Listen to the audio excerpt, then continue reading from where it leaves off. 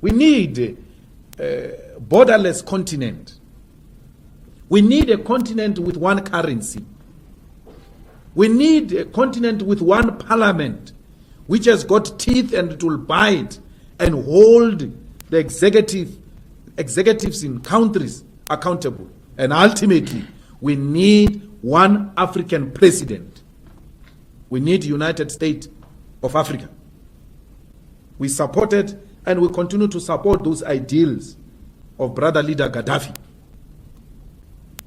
We are following in the footsteps of those leaders. We are not saying they were perfect, some of them, but there are a lot of teachings that come from our leaders in the continent which we can follow because we think they will unite us. This thing was the one thing called Africa. This was one thing.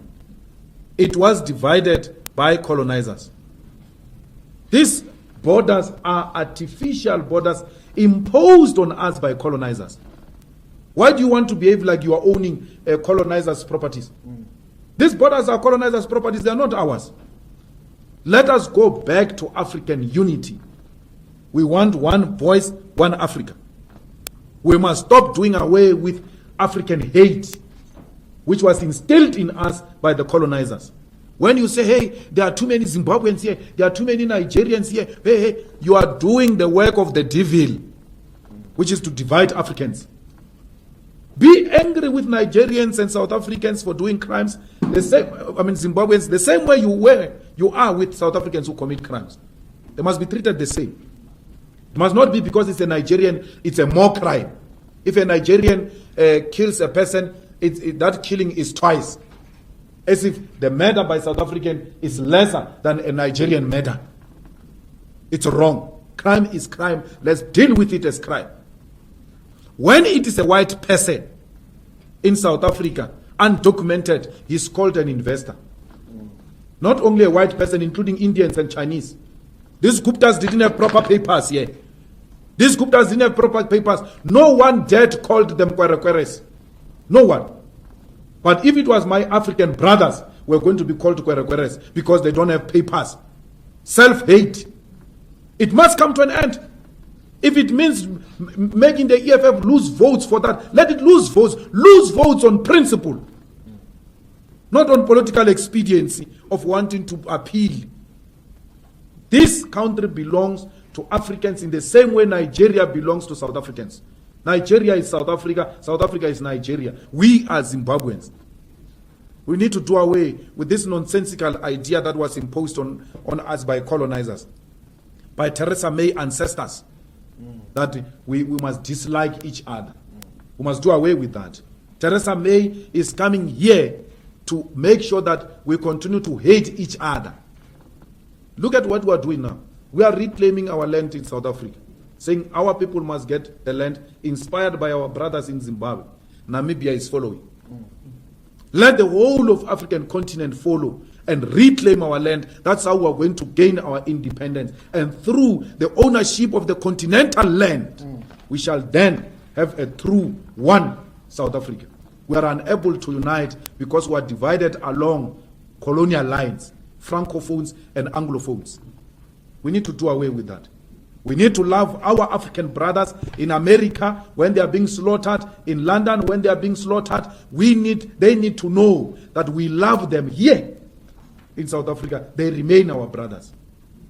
Love each other everywhere else where you find one another. Protect each other, Africans, because we are in the receiving end of capitalism. Capitalism inherently, it is racist. That's why it's targeting blacks everywhere else where blacks are found. So we need to do away with that. We need to and Commonwealth is actually one of the institutions that perpetuate African divisions. I mean, we still have judges in Kenya, in Zimbabwe, wearing blonde wigs. What is that? What is that? And including some scholars who are lawyers, they are wearing those things. They still wear those things and come and lecture us about decolonization wearing a wig. Decolonizing Africa starts with simple things. Starts with doing away with apartheid colonial symbols and colonial way of doing things. It must, we must, and even if it's not our generation, generations to come, we must have a language that unites Africans, like Swahili. If Swahili can be developed and it become a continental language, and then we do away with speaking to each other in English, because that's what colonizers did. Divided us, made sure that we don't have a common language to communicate amongst ourselves, and then we use their language to communicate so that they can hear everything we say. So we need to do away with that.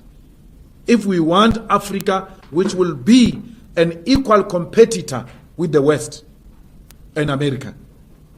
So it is through small things that will realize a total freedom of Africa, not only South Africa. I was very worried with those judges in Zimbabwe. Even our judges here, they wear those green things. I don't know what do these things represent. What is that? What symbol is that? Does it mean when you're wearing this thing, you can only think when you're wearing a wig that looks like the hair of white people? You're actually wearing white brains. The reason you think properly is that weak, according to colonialism.